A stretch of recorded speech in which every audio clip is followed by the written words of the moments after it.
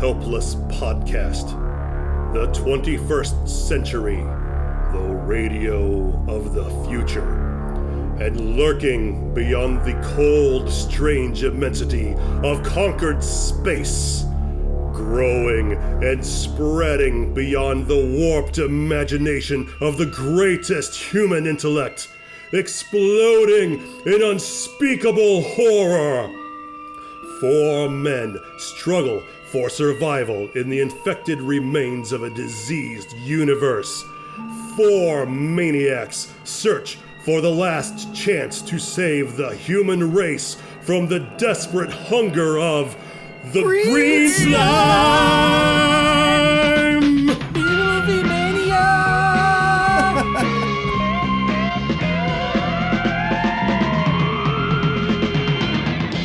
Welcome to the crossroads of camp, the bastion of the bizarre, the place where low budgets meet high praise. Yes, it's B-Movie Mania.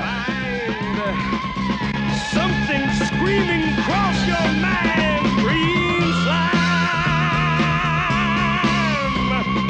And now, B-Movie Maniacs, here are your hosts, the cream of the crap, the connoisseurs of cult, your cinematic creepy uncles, Paul Brooks, Mike Hayes, Jason Huls, and crazy Chris Hutson. Believe it when you're dead, green slime. Green slime. Green slime. Hello! Welcome. I'm your host this week, Crazy Chris Hutson. And with me to watch the Green Slime is Jason Huls. Green Slime! Michael Hayes. Yeah, I'm gonna do it. Green Slime! And crazy Paul Brooks. That was gonna be mine.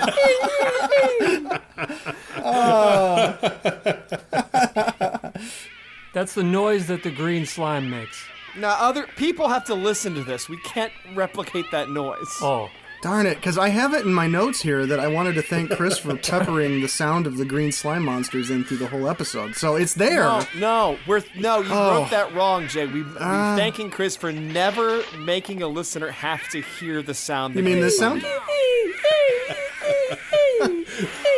Oh my god. Listener, turn it off. Listener, as many good, interesting things as any of us might say, any funny bits that might happen, all the kink tanks that are bound to happen with this fucking perverted movie, none of them are worth having to hear the sound of the fucking green slime. Back out, abort, get the fuck out Chris, of here. thank you for putting the sound of the green slime underneath Mike's entire thing right there. Guys, I'm just checking in here on our subscription page. It's dropped to -7. I don't know how that's possible. We have -7 fucking subscribers now. I just want to say, if for some reason I didn't get around to putting the green slime noise in this episode at all, I just want to say that my girlfriend hates that noise almost as much as Mike. And she kept... Everyone does! She kept thinking, like, what's that noise? Is there a rabbit being eaten outside my window? It sounds like a fucking clown at a children's birthday party making balloon animals in inappropriate manners to impress the single moms.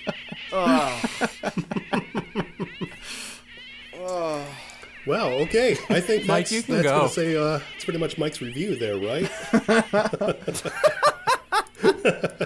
All right, later, guys. It's been good. All right. Well, okay. So we watched The Green Slime, a movie that is very near and dear to my childhood heart. It was directed by Kinji Fukasaku, who has done a bunch of stuff. Oh my God, I didn't realize like a lot of the talent that was involved in this movie. So he did the movie Battle Royale about Japanese school kids on an island killing each other. Did that. He directed the Japanese portion of Tora Tora Tora when Akira Kurosawa dropped out. He's well known for, a series of Japanese gangster movies, Battle Without Honor or Humanity. You know, I read also a little bit about him, and there's a Battle Royale 2, right? That I think it was just a few years ago that came out. He's no longer with us, but I guess he had cancer, and they told him, you've not got long to live, so you better, start setting your affairs in order. He's like, nah, I'm going to go direct Battle Royale 2 now. Priorities. He just loved movies so much, he just wouldn't stop. Yeah. Yeah. To be fair, it's a good movie. The second one, never bothered to see. Yeah, I haven't seen the second one.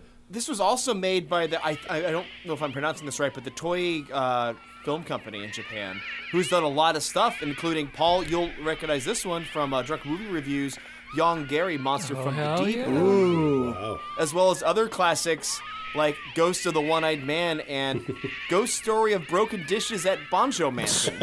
Some of my favorites. Well, it's funny because MGM paid for this movie. They put up the money, the production costs, but then they turned it over to Toei to produce this movie in Japan. Oh, Toei, do you mean the film company that made Weak Kneed from the Fear of Ghost Cat? Yes, the very same. Okay. Really hoping that you Checking. picked that one next, Mike. Now, what I found really interesting is that this was written by William Finger, Tom Rowe, and Charles Sinclair. William Finger, you may recognize as the fucking co-creator of Batman and the Joker. Of Batman! Mike, we were just talking about this last week on Dark Hollywood. Batman. Oh, shit. Paul and I were talking about Batman. That's bizarre. But it also stars Robert Horton, Richard Jekyll, and Luciana Paluzzi in a terrible love triangle. It was made in 1968, the same year that 2001 came out. You can tell, very similar production Just as quality. good. Oh, yeah. Just as good. And you know, I think above all, this movie deserves some quick takes. Quick takes. Paul, let's start with you. I just really want to say thank you because this is the first movie we reviewed on the podcast that we watched previously for a marathon. And I thought that was a brilliant idea because I sure as hell don't remember anything from watching this movie at the marathon. So thank you, Chris. Yeah, I thought it deserved a second chance because I don't remember anything either. So with that in mind, I want to announce right now that my next pick for the podcast is going to be Showgirls 2. Oh, God damn it. No. Paul! Oh, God. All right, Jay, let's move away from Paul. Let's not let him talk anymore. Paul, can you throw to me with the sound of the green slime, please? For fuck's sake. One of the best theme songs of all time. I don't think there's any debating that. No, we're gonna get into that. Yeah. That's really, it held up way better than I thought it was going to. I don't remember it at all from the first marathon. And yeah, I had a very good time watching it. Nice. All right, Mike, I guess it's your turn. Whatever. Go ahead, Mike, I guess. Much like everyone else, I was absolutely smashed when we watched this at the marathon. So I remember nothing of it. But I think the only appropriate and a really way to do this for my quick take is to take a quick pull from my Oh, God. handle. I have Smirnoff Ice Green Slime, green apple malt liquor. Wow. It's a big bottle. Guys, see how big it is compared to my Oh, my head? God. Yeah. So I'm going to take a quick pull of this just to give my quick take. Listeners, it's the size of Mike's head. It's huge. Fuck me. Well, what'd you think was going to happen? I chugged it too. That was not was a a- quick take. That was a big pull, dude. Jesus. Oh, Well, this should be a fun episode in about 20 minutes. Yep. yeah. Chris, what do you got? You know, I don't remember this movie at all from the marathon, so my only memories of it are from when I was like 9 years old or something. And yeah, this thing holds up really, really well. Great take. What's next? Yeah. We were so Yeah. bummed at that first marathon. We were so excited because we did what do we Yeah. do? Hard ticket to Hawaii and late afternoon, and green slime was last. And by the time we got around to green slime, we were bummed. Yeah. God, yeah. I remember everyone just smeared across the hotel room. Yeah. I just remember the green slime Jello shots. Yeah. Well, those have been a staple Tradition. Yeah. Yep. in all of our B-movie marathons. All right, well, let's just dive right in. I mean, it's a pretty basic movie. It's very basic. You know, can I make an observation, if I may? Because this just jumped out at me huge watching this for the first time. This movie, the plot of this movie, it's pretty much the entire film of Deep Impact or Armageddon. Yeah. But it is done. They have the problem solved in Act 1. Yeah. They called the right team. 30 it is. minutes in, they are blowing up the asteroid. I mean, all of Act 1 is basically there's an asteroid that is heading towards Earth, and it's going to probably destroy the Earth if we don't do something about it really quick. It's a Class 2 asteroid named Flora, actually, even. In case that needs to be known. Flora, that's a Class 2 asteroid. Right. Close to 6 million tons of rock. And at 7 o'clock tomorrow morning, it'll collide with Earth. And isn't it like they recognize it, they see it, and with it, they're like, oh, here's an asteroid. Oh, the Earth Yeah. has 6 hours. I mean, it's like super fast between when they see it. But this asteroid is super delicious looking. Like, it looks like someone balled up some German red velvet cake or something like that. Like I just want to take a big old bite out of it. Because it looked delicious. It's funny because I thought it looked like the coronavirus. Do I have the coronavirus now? These are uncertain times for everyone. Other companies say they're there for you, but at Night Beast Industries, we really are. Now more than ever. Because we know that you rely on our fine selection of products. We also know that we still need to get paid, so please continue to buy our stuff. Janet, our secretary, has 5 kids, and she burned through her stimulus check in like a week. Go to bit.ly/nightbeast today. Bust out that credit card and put some of our warehouse workers in unnecessary danger. They've been coughing a lot. The economy is like a shark. If it stops moving, even for 1 second, it will die. Night Beast Industries, we're here for you, as long as you keep feeding that hungry shark. I love this, like, terrible Japanese, like, Godzilla type movie model work. That's a perfect way to describe it. It's like the space stations look like they're the same type of build as the towns Godzilla smashes in the old movies. It's not great. No, it's not, but it's like functional. It's, You might even say these space stations are the towns that Godzilla did not smash. You could say that. There's a certain... would you consider it having charm because we know what it is in that association?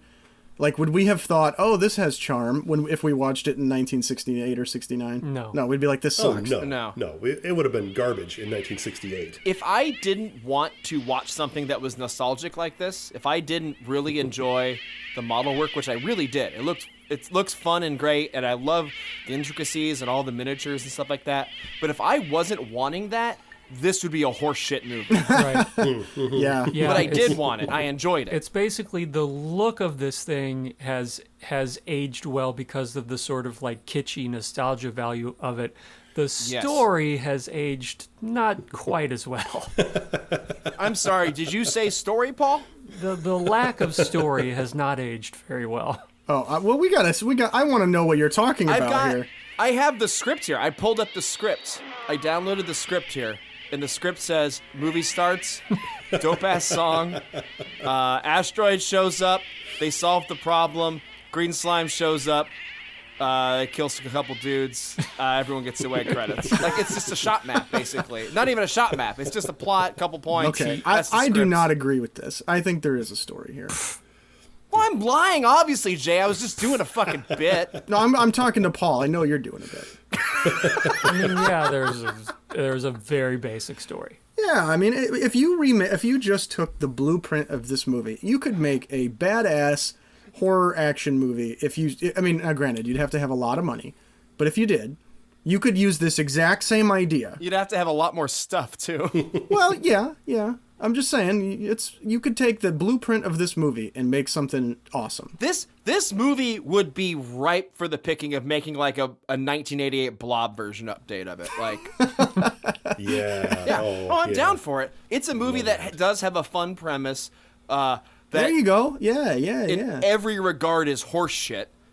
and we could do better. like it's still fun as a package. I'm not saying like the whole movie's not worthwhile watching. Just the point is we could do everything better and not in the like stupid gritty reboot version or something like that. Like we could just do. I think the Blob analogy is perfect. Yeah, that's what I mean. We could do the Blob like that. That fucking Blob 1988 movie is amazing. Yeah. Yeah, which as childhood me, two cornerstones of my B-movie kind of upbringing was this movie and the original Blob with Steve McQueen. Ah. I love both of these movies. That brings me to our first Kink Tank of the night.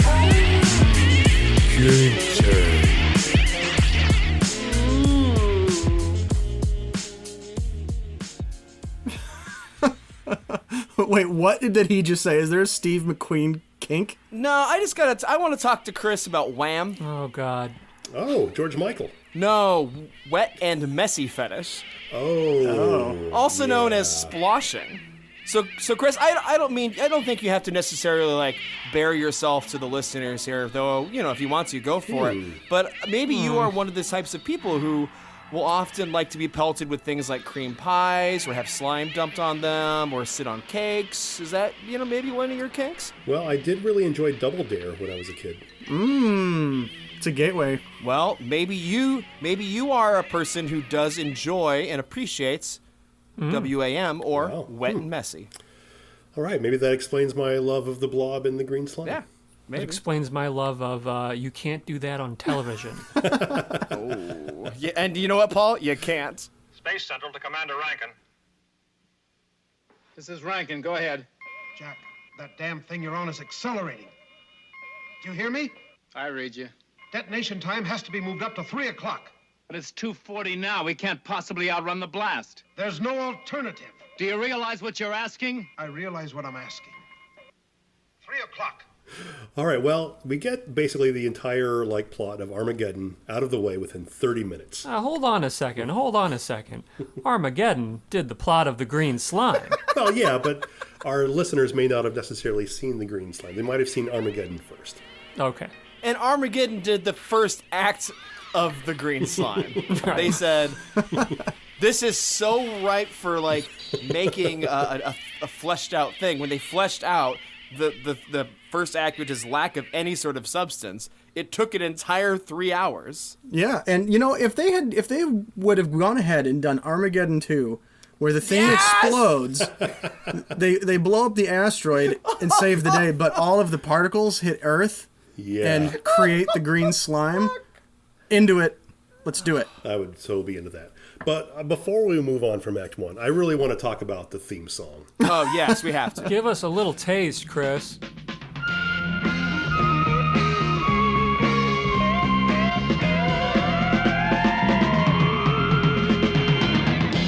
the door, you'll find the secret. To find the answer is to keep it. You'll believe it when you find something screaming across your mind. Green slime. It is possibly the greatest theme song for any movie ever. No doubt. Top 5 easily, but there's an argument for number 1. You guys keep singing Green Slime. The listeners, if they've listened to previous episodes, have probably heard one of us sing Green Slime. I, the person who was absolutely fucking hammered out of his mind, hold on a second. Oh, God. And is getting there again. At the marathon, when we watched this, do not recall this theme song. So I didn't know the version that you guys were singing necessarily. I just trusted your version, and then I heard it. Guys, when I heard the theme song for Effective the first time, I fucking boned up, man. It was amazing. And you guys have done a great job, but that singer is so fucking great. Oh, it's so great. You knew it well enough at the first marathon to, while Chris was singing it, call me over with my camera that I was recording on, pull your Daisy Dukes to the side, show me your balls, and sing Pink Slime. In fact, Paul, I think we have that video we're going to post on our website, right? We have the authority to do such a thing. Listeners, comment down below and let us know which version of the video you want to see. The PG version or the NC-17 version? Oh, fuck me. It's a great, great theme song. I did a little research. It absolutely is. Tell us about the song, Chris. Oh, I don't think it speaks for itself, Mike. I don't even think I need to get into the research I did on the background of the song. Then why the fuck did you do it? Tell us. Because it's a fucking great song and stands on its own merits. Fine, I got research. Hey, you want to own the Green Slime theme song? Well, it's got released as a 7-inch 45 back in 1969 by MGM Records, catalog number K14052. It's a split with the song Far Beyond the Stars. Currently going on Discogs for $271.68. Holy shit. So if you want that, it's expensive. Wow. Let's get a GoFundMe going so we can raise that so we can buy a copy. Yeah, that'll go over well during this pandemic. Well, Our Green Slime GoFundMe will go great. Hey, they gave $30,000 to a guy for potato salad. I mean, we're just asking for a little bit. Yeah, that's a good point. There's always people that'll spend their money on stupid stuff over important things. General, Yes? Commander Rankin is here, sir. Send him into my private office. What's Rankin doing here? I sent for him. But he's tendered his resignation. You can't send him on a mission like this where the chances of survival are next to zero, and you know it. He's still the top officer of my command.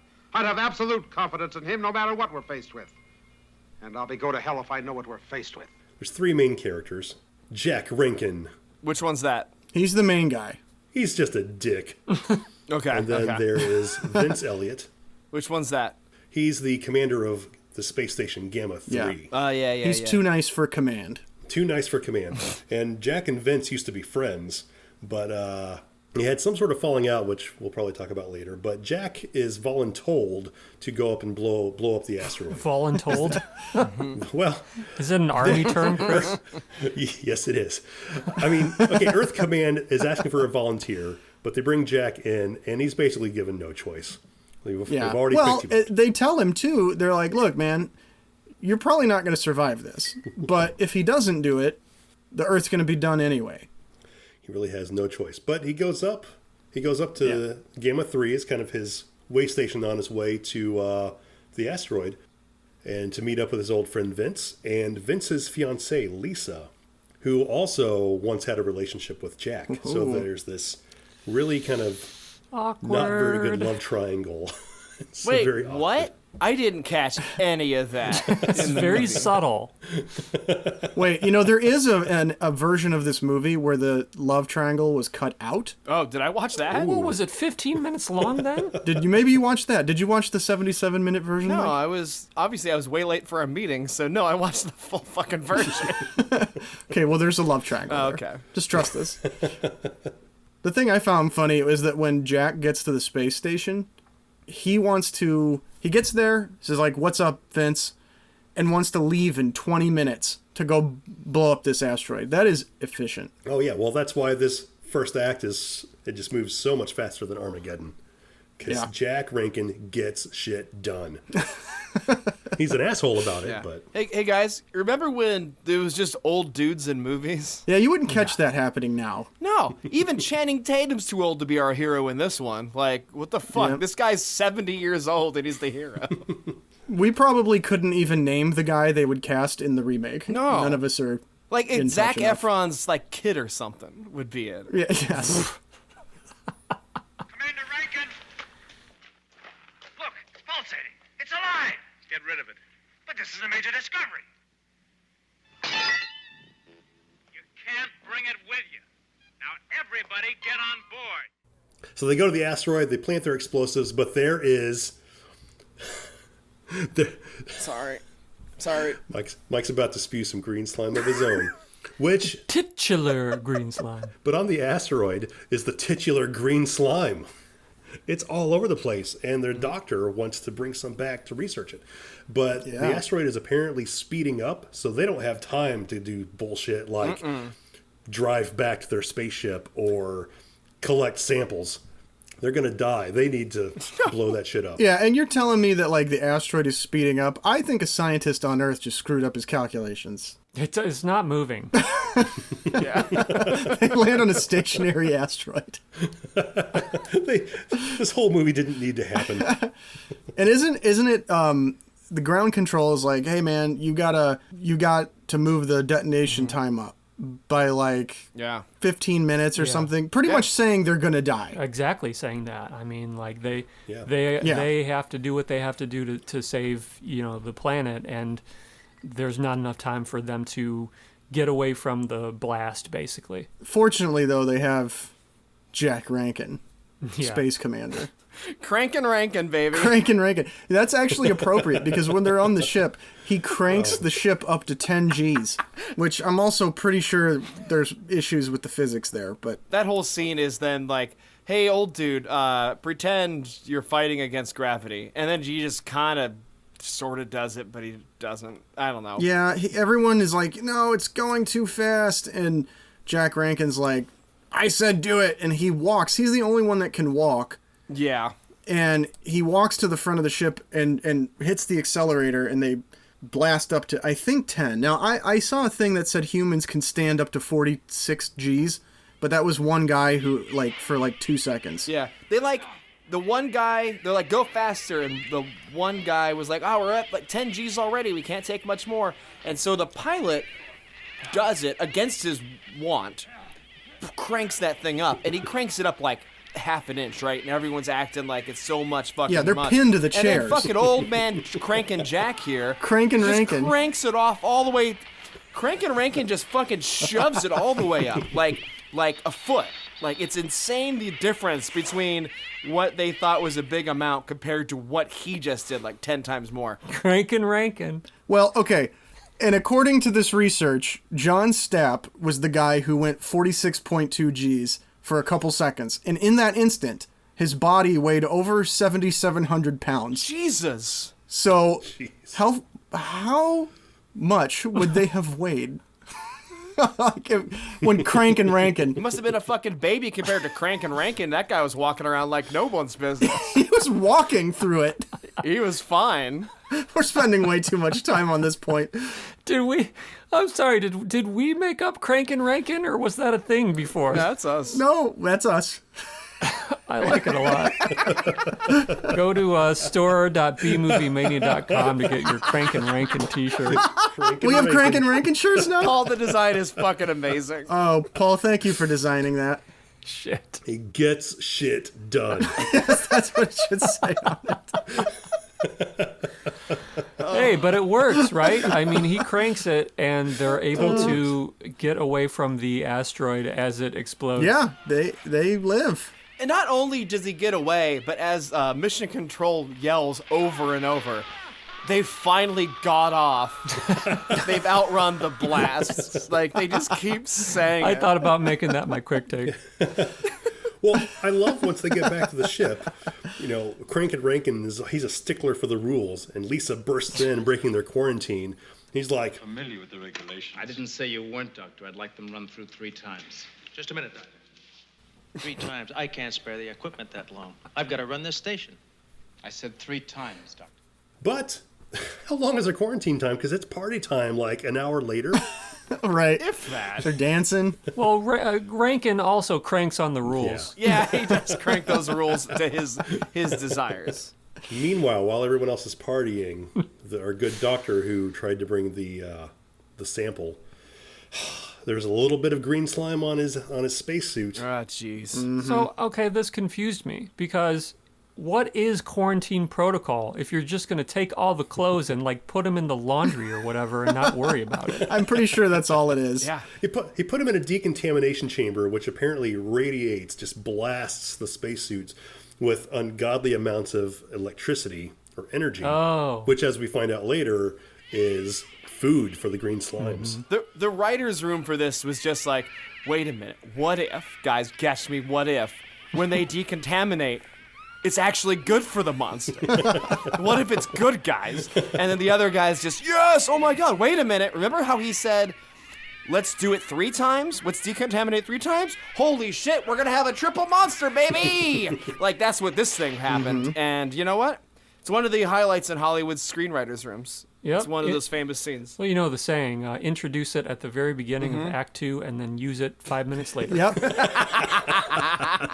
Well, one thing I loved about Act 2 is they don't waste any time. getting to this monster. Like, they kind of build up a mystery, kind of the monsters kind of electrocuting people, hiding in the ductwork and the power lines for like, what, 10 minutes before they reveal it? Yep. Yeah. I actually like this, though, because isn't it, they're just summoned to the main power room, and they're like, oh, something's going on. There's just one of these green slime things laying right there next to the generator. And like, plain view, it's just sitting there. Yeah, what was it doing? Just soaking up the juice. It was eating. It was shaking with pleasure. Well, I found the high voltage room, and so it's like...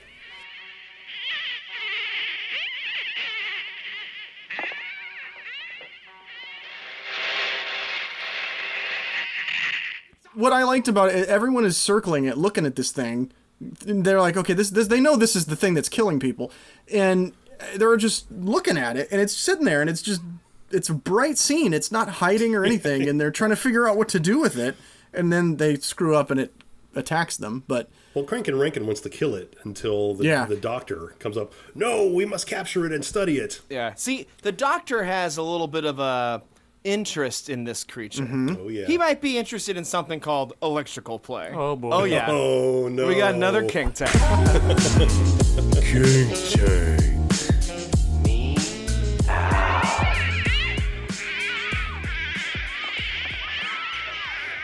You guys see, electrical play is any type of BDSM where electricity is used on the body to create different sensations. The most common electrical toys are neons or violet wands and TENS units, which I believe is a brand. Both neon wands and violet wands are static electricity to create a shocking feel on the skin. And that's what our green slime was doing in the power room. What's that called, Mike? Oh, that's called electrical play. Because it was a kink Look tank. that up later on YouTube. Oh, so basically the doctor sees this creature as his very own sex toy. I mean, he just sees that maybe he just sees that the creature's coming all over the fucking power room, and he's like, I want that, and he wants to learn from it. So, and it does have some pretty sweet tentacles that. I get. Well, I don't have a kink floppy tank for that. That's a whole other episode. Well, one thing I love about this scene is, okay, clearly the attempt to capture it just goes terribly wrong. And this thing goes batshit on the crew. It kills like, what, 20 guys? I don't know. I lost count. It's just knocking people off the catwalks and everything. It's so great. And eventually it hides again. It gets away. yeah, and the doctor finds, well, now, Mike, now you've got me wondering. I thought it was blood on the floor. Yeah. Jay, you think it's green semen? Yes. I did try to prepare a blood and semen kink tank because that's what I kind of thought that looked like. No, that's okay. No, but I didn't. I found nothing interesting. Thank God. Well, in the meantime, we get a little exposition, though. Movie's over. That's it. I don't have a good segue for that. But no, we get a little exposition. The doctor discovers that it eats electricity, that it duplicates faster than anything known to man, and it can spawn new creatures from its own blood. And even one microscopic cell can replicate. So you're really out of luck if you end up touching one. That's how we go from 1 to like 5,000 in like no time. And what does the whole group of them sound like, Chris? Like, we know what one sounds like, but what does it sound like when there's like a bunch of them? Well, I don't know if you've heard the background through all this, but here, let me crank up the volume a little bit. Oh, thank you. Yeah, turn it way up, Chris. It's really in the back. It's hard to hear. Thank you. No, god damn it, it better not have been. I'm drinking more green slime. But this presents a problem for the crew because you can't shoot these things in any sort of traditional manner with a laser gun because it's just going to create more green slime. So how do you stop these things? Well, Jack comes up, Crankin' Rankin comes up. Crankin' yankin'. Crankin' yankin'. with a really good way. It's not very effective, but he starts this trend of throwing shit at the creatures. Of what, Chris? He starts throwing shit at the creatures. He throws his helmet. Later, he throws a flashlight. Yeah. He throws guns at it. He just throws all kinds of stuff, and it never works. It doesn't do shit, but it's pretty great. Every time someone throws something at these things, I just lose it. Well, they end up sealing off a whole part of the space station, and they have this whole plan where they're going to bait the green slime into a storage room that has a power generator. And it starts to work for a while. Yeah. It actually does work for them. They actually get these things to follow their little cart as they're rolling back toward and they're not very fast. Yeah. And, they try to get everybody out of the one sealed off area. And what do you know? Somebody gets stuck. Yeah, that fucking doctor. Mm-hmm. He's got all his medical research inside, and he gets trapped inside inside the section that they're trying to seal off. Yeah, and then he wants back out. And I'm sorry, like, the whole problem here is Crankin' Rankin is very pragmatic here. He's saying, no. We're not going to save this guy. And his buddy Vince, the whole movie, Rankin is saying, Vince, you're too soft for command. You can't lead because you make poor decisions. And Vince wants to open the door and save the doc, knowing all the green slime are in there. I was very on Team Crankin' in this scene. Well, it's hard to, like, I found myself going back and forth because I think Vince is the more likable character, but Crankin' Rankin, he's kind of a dick, but he knows what's going on. You want him on that space station. You need him on that space station. Like, if this were Vince in charge, the whole Earth would have been destroyed. I'm sorry to say it. It's true. It's true. But Crankin' Rankin, can't even say his name. But Crankin' Rankin he's got shit under control. And this fucking doctor fucks things up. Vince fucks things up. Yep. You may not like him, but damn it, you respect him. The thing about that, though, is that if Crankin' Rankin wouldn't have cranked that throttle on the spaceship and put everyone in danger by doing so, they would have died, and therefore the green slime would have never got onto the space station. So really, if you think about it, a lot of lives could have been saved if Rankin wouldn't have cranked. That's a very good point. That's true. Now, of course, how was he to know? He inadvertently cranked. God, now I'm just thinking about how many times I've cranked and which one of those may have saved humanity had I not done that. Well, we're all still here, Mike. This is General Thompson. Can you get everyone off? You know, we've talked about getting off a lot. Maybe I should just introduce one more kink tank. Kink tank.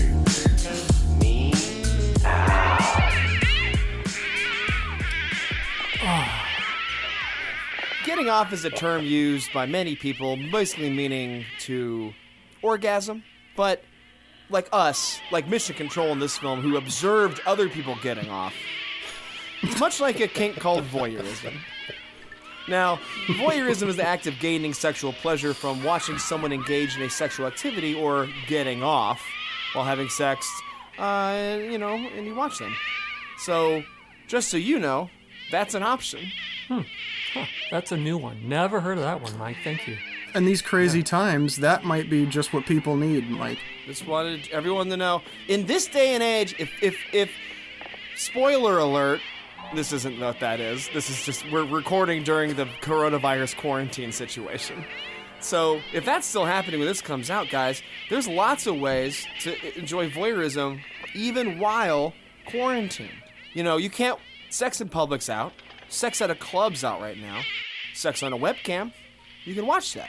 I think we're through it, though. Paul's a big chatterbait broadcaster. No. Now you can't. We can't post a link to Paul's chatterbait because that's how it doesn't work that way. It's more of a not chatterbait, chat roulette. Oops. Start over, Mike. God damn it. Nope. I think we're good. I think Mike's made his point. You know what? I abort this. I'm just gonna have some more green slime. We'll see if this kink tank stays in the thing. Why don't you guys voyeur me drinking more green slime? I'll just deep throat it right now. There you go. Stick it down there. While we watch Mike's deep throat, I just want to say... Oh, too much in the back. Too much in the back. So the green slimes are trapped in C block, but their electrical gluttony explodes C block. So you might say the green slime ejaculate throughout the space station. It's a big explode. Like at first, you think the entire station is exploding. It's big. Yeah. And it kills a few of them, and this gives Crankin' Rankin the idea that we can push the station into the Earth's atmosphere, and the green slimes will all die from the heat. I guess, but that seems like a bad idea. It's a good plan. No. I mean, if it burns up in the atmosphere, okay, fine, but like all of that green semen or whatever it is, like some of that could seep down onto the planet. Yeah. Really, the military probably just would have nuked the entire space station, regardless of what Crank and Rankin said or did. For sure. Yeah. He gets this idea when half of the fucking space station explodes, which, by the way, is a pretty dope miniature special effect they use. It's pretty fun. Mm-hmm. I was concerned everyone died because it looked like the whole thing fucking blew up, but I guess it was just half. But whatever. But it happened. Are you listening to what I'm saying, Mike? Listen, Paul, I'm about to say, I'm bringing it all around, Paul. When that happens, Crank and Rankin says to the doctor, Looks like some of them have been killed. Yeah, but look how they're burned. There must have been tremendous heat generated by the explosion. as if that fact was a fucking surprise to him. A lot of friction, you know. Yeah. Can we talk about where they're flying around now? Yeah, please, God. So the decision is made to destroy the space station. Vince doesn't like it, gets into a fight with Crank and Rankin, and that doesn't go very far. So Vince is escorted to a ship, but the green slimes are all outside of the station. But they're blocking the door to keep the escape hatch where all the ships are going to fly out of. So somebody's got to go outside and get them off the door. Vince Elliott. Captain Martin. You talking about Fartin' Martin? Fartin' Martin, yes. Everyone's got some very catchy rhyming nicknames in this movie. Well, one of the other things that we haven't really touched on as much is I'm trying to think of something that rhymes with Elliot, but I don't think anything does. He has it. He believes that what's her name, Lisa? Lisa, his fiance. Yeah, that she is not over Jack. That they still have a thing going on. So, which is pretty clear. That it's that's very true. clear. Yeah, but that's a lot of the tension that's going on. You have the sort of like professional tension going on based on the situation, and then you have, more of the subtext of what's going on within the relationships. So Vince, I think, through a bout of jealousy, finally mans up and tries to rescue everyone, make sure everyone gets off the station alive. So he and his buddies go swooping around, taking unnecessary risks, flying in between the green slimes. It's so amazing. I love it. Oh my God. It's amazing. So good. They're on, is it wire work, right? Yeah, it's gotta be Are they doing wire some work. like blue screen wire work and Yeah. shit or whatever, superimposed, whatever they fucking did back then? Yep. God, it's beautiful. It's fucking beautiful. And pretty much the entire team gets cleaned out except for Vince and two other guys too. Yeah. And so they make it to the last escape pod, and everything's flooding with green slime. And Crank and Rankin, I think, has to crank one more control thing to open up the escape pod doors.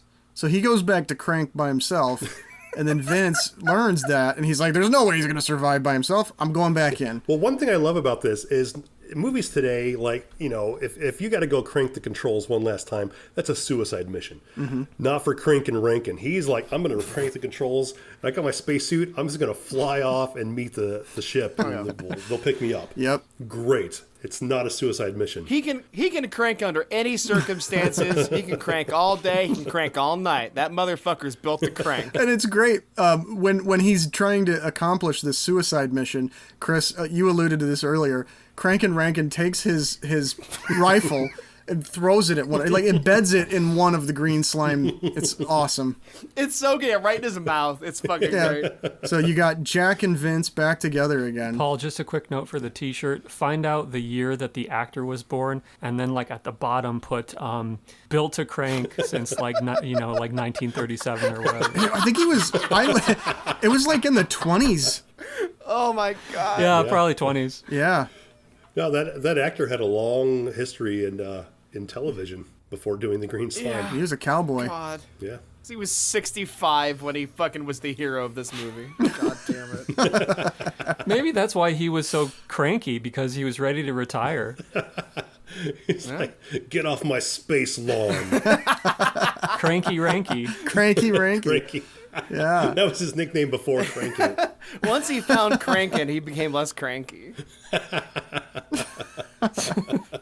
That tends to help, if you crank it a little bit. Oh, yeah. Sometimes you're crankery, and you just gotta crank it to get... Never mind. Anyway, continue on. What happened to Super Gamma 3? Okay. Okay, well, what gets me is, so Vince has got his crew swooping around outside shooting the green slimes to say let the ships escape.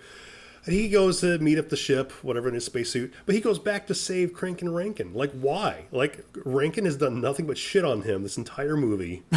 He's done his job. Nope, I'm going to go make sure. Maybe he didn't think Crank and Rankin could crank without him. Sometimes you need an extra hand to crank. You never could take orders. Everybody's got his weakness, right? It's pretty much Vince's MO, though, through the whole thing. He is always willing to sacrifice the entire world for one person. And they even tell a story earlier in the movie why Jack thinks he's unfit for command is because he sacrificed 10 guys to save one guy. He sucks. And I think it was Crank and Rankin. I think he was the one guy Vince saved. Yeah. And Crank and Rankin was mad because he saved him and sacrificed 10 other people. I don't think they ever say that. Yeah, they don't say it specifically, but I think it's kind of there. Yeah. That's my read. It's my imprint on the material that we are given. But it's a bad decision on Elliot's part because things do not go very well for him once he's back on the station trying to save Rankin. Yeah, he gets slimed. Yeah. Gets electrocuted by the slimes. But thankfully, Crank and Rankin is able to crank it into the atmosphere. He brings Vince's electrocuted corpse out in space with him. Terrible idea. No man left behind. Terrible idea. Yeah. It is a terrible idea. But no man left behind, Paul. The entire reason that they got into this debacle in the first place was because somebody had green slime on their spacesuit. Vince died tangling with one of these things, and then Rankin grabs him to pull him onto another spaceship. We could have a whole contamination situation all over again. Mm-hmm. Yeah, good point. Didn't even think of that. I would love to see a sequel that takes off from there. Hopefully with the same effects. Yeah, yes. But hey, I don't think we talked about just what the green slimes look like. So before we wrap it up... Oh, great point. Let's describe the beautiful rubber monster that is the green slime. They have one giant eye that looks like it's constantly bleeding. Yeah, big red eye. But not green blood, it's red. Yeah, that's weird. Bunch of floppy tentacles. Yeah. And they also go... Well, obviously, we're posting a photo of one. Oh, yeah. I have the poster on my wall for green slime. It's a great poster. And the green slime that you see in the poster is way more terrifying than the actual monsters. In fact, if we're talking about our scary current remake, what they have on the original poster, if they could make it, would be awesome. Yeah. But what we get is a ridiculous-looking rubber monster. Yeah, I have to say, Chris, I'm going to have to take off 10 points for my rating because false advertising on that poster, 7 of 9, is you never see her in that spacesuit. Bullshit. That's true. Jay, can you take a picture of yourself next to the your green slime poster for our listeners to see? We'll post it down below. Absolutely. Sweet. Gamma 3 falls into the Earth's atmosphere, blows up, and it's like blazing on fire, and it blows up, and it's so great. Oh, it's a great fire shot. There's like matches sticking out of it and shit. It's fantastic. We cut back to Jack in the spaceship. He's rendezvoused with the last ship out of there and recommends that Vince Elliott be given the highest honor posthumously. And then he gives this completely out of nowhere thumbs up. He does that earlier in the movie. What the fuck is that? He does it earlier in the film. It's his trademark thumbs up. Yeah. He does it when they're giving him this mission in the first place. And they say, it's suicide, whatever. Okay, you're going to go do it. And he just, rather than saying anything, he just goes, boom, thumbs up. It was a callback. It was Chekhov's thumbs up, Chris. It was there. He does it also when they're in the infirmary and he walks by one of the crewmen and he's hurt and he says, "How's the hand?" And he says, "Oh, well, it's good." And he gives him a thumbs up. So this is like his little signature thing. Yeah, whole other layer to the character here. It just seemed completely out of place right here. It does. It always does. Every time he does it, it's out of place. Like, what do you mean thumbs up? The world's ending. And then the movie just ends because this is back when movies just ended. Yeah. And then we get that kick-ass theme song all over again. Green slime. Oh, I love it. Oh, yeah. Rating time. All right, there's only one rating scale we can rate this movie in. From 1 to 100, green slimes! Oh, yeah, Nice. baby. I'm into it. Let's go with Mike first. I want to hear what you have to say about this. Well, let me tell you about it.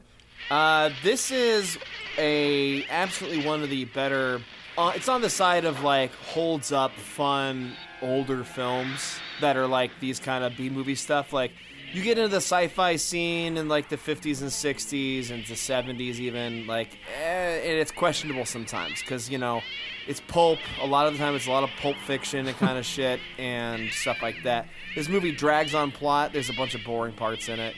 But man, if you want to see some fucking fun miniature kind of stuff and all that kind of thing, and hold on, I got some green slime I got to drink. But if you want to watch, like, you know, fun miniatures and like the lighting on that shit is really good. Like, it's really classic and it's very fun. And you want to see that shit, like, fuck, man, this is great. And if you don't know better, when you see the year on it, to like, if you don't like that shit, then don't watch it. But if you don't know better, then you should watch this anyway, because this is one of the funner ones. I'm going to say fucking 60 green slimes. All right, higher than I expected.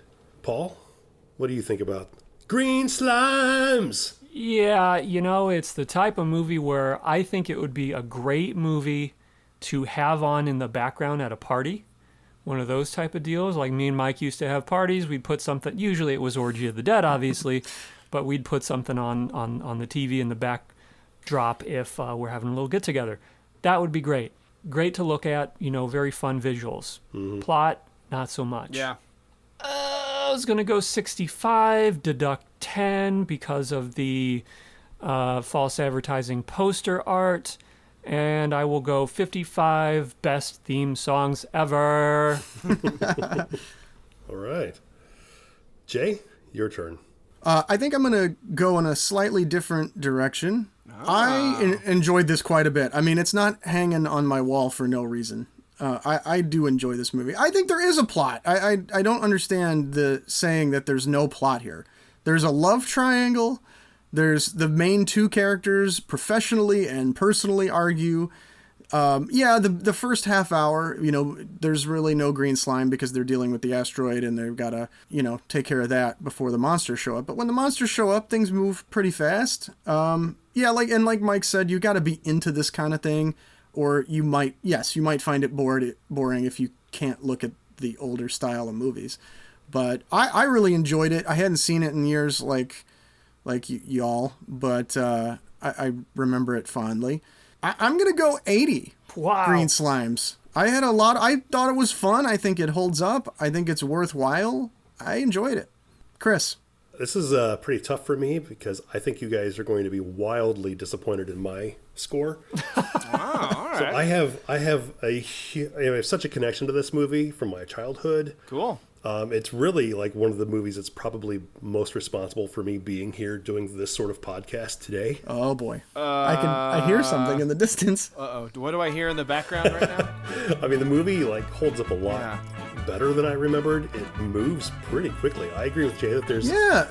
I thought it did. I was not bored through any of this. I did not check to see how much time there was left in this at all, like I do with a lot of movies. It is a well-constructed plot, I think. Yeah. I think Holy shit, Paul. It holds up pretty well, I think. I mean, you've got, like you said, you got to be into this sort of thing. But the model work is great. I love the stupid-looking monsters. I mean, oh, jeez. Yeah. Give it to us, Chris. And I'm really trying to rate this according to how much I've enjoyed other movies, but I think this one gets a nice nostalgia boost. And I'm adding 10 points just for the theme song alone. Come on, Chris, what is it? Come on. Oh, I do hear it. I do hear something in the background right now. So I'm giving this 94 green slimes. Oh, never mind. I misheard it. I misheard it. Yeah, I couldn't give it 100. I mean, you can just delete all of the stuff we said building up to that. I thought about it, but I couldn't give it a 100. But well, you kissed the edge. I heard that mariachi music kind of cresting up a little bit, but then it dove down away real quick at some point. So it just dove down. Yeah, I mean, I love this movie for so many reasons. I mean, it's not good, and you've got to be into this sort of model work, silly monster stuff. But it's a lot of fun to watch. It's so great. It's a lot of fun. Yeah, I like that sometimes we have a variance among our scores. I mean, it's not that much. Keep in mind that I gave it 65, but I had to deduct 10 for the poster art. Yeah. And keep in mind, I gave it a solid 60. That's pretty good. That's pretty good. We're fine. We're all above 50. Nobody's given this one a 5 or anything. Yeah. No one's Gail Murraying this shit. Hey, we all get to Gail Murray something every once in a while. On the next episode of B-Movie Mania... Oh, my friends. Oh, my friends. You're never too young. You're never too young to die. I have been so excited to announce my choice. Listener, I sent all of my good friends here on the B-Movie Maniacs gifts about kind of hinting at what movie I was going to pick. So I was so excited about it. And this is a first. Just like technically The Green Slime was the first disaster film we've done, because I guess technically it's like an Armageddon style movie. But it's technically whatever. But this is a first on all levels. This is a film by renowned director Steve Rudzinski. Maybe you guys know him from 2013's Super Task Force 1 or 2011's Slaughter Hunter, or maybe 2017's A Meowie Christmas. Yeah, I know all those. Do you, Paul? Really? No, not really. He doesn't. Okay. Anyway, in 2015, this director, Steve Rudzinski, made a movie called Captain Z and the Terror of Leviathan. In 1714, Captain Zachariah Zakichi stops a group of possessed townsfolk from using a powerful amulet that would have released an ultimate evil, the Leviathan. Fast forward to 2014, and the amulet is again in the wrong hands. Can Captain Z save the world? This is our first time-traveling pirate movie we're ever going to review, guys. It's a time-traveling pirate movie, and we're going to watch it. Wow. Josh Kirby doesn't count as a time-traveling pirate movie? He's not a pirate! Oh boy, the budget is $15,000. Oh, guys, boy. you can watch it on Amazon Prime or Tubi.tv, one of our faves here at B-Movie Mania. So fucking watch Captain Z and the Terror of Leviathan, boys. I have high hopes for this because we all know you can't do a time-traveling pirate movie for less than $10,000. Mike, do you not know the rules of this podcast? You're supposed to save your $250 budget movies for the last quarter of the season. Oh, don't worry, that's coming up, baby. Oh boy, this is 15,000. Jay said. Shit. All right, well, join us here in 2 weeks for that pile of shit. That's exciting. I love it when Mike brings something to the table that we've never heard of before. Yeah, this looks like fun. Guys, it looks like a fucking theater group made a movie, man. It looks fucking good. Oh, that's my jam. I know it is. Oh, boy. You guys all love this shit. Well, thank you, everyone, for listening. As always, you can review us and check us out on bmoviemania.com. Buy a t-shirt. Buy one of... we have the Crankin' and Rankin' shirts up yet? We sure do. They just hit. Yeah, Paul did a very good job. They looked amazing. So good. Good job, everyone. Oh, I hate my life.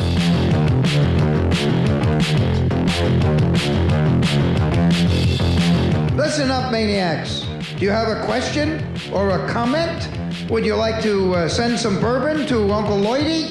You can contact the gang on Facebook at B-Movie-Mania. You can also drop them a line at bmoviemania.com. Reach out. Touch them. They're touching themselves. And they might just reach back. I'm Lloyd Kaufman saying, see you next time on B-Movie Mania. Woohoo!